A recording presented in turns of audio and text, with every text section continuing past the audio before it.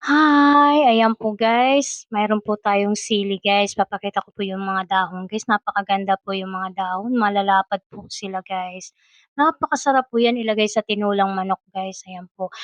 Yung po guys na sili na dahon guys, yung po ang nabibili sa palengke. Ngayon po guys, napakamahal na po yan ngayon.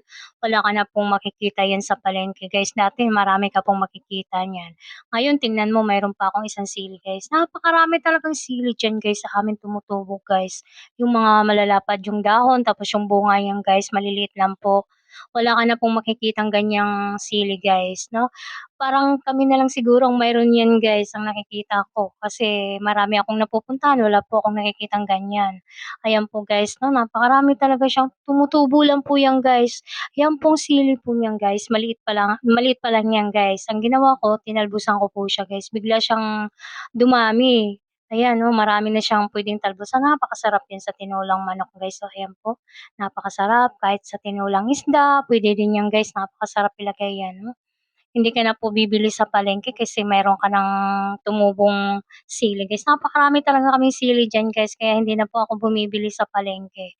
Kahapon guys pumunta po ako sa palengke, nagtanong po ako na bumibili ba sila ng mga dahon sili. Bumibili pala sila guys. Ayan medyo mahal pala ang dahon sili ngayon guys kaya mayroon na po akong pambenta guys. Maraming salamat po sa panonood ng video.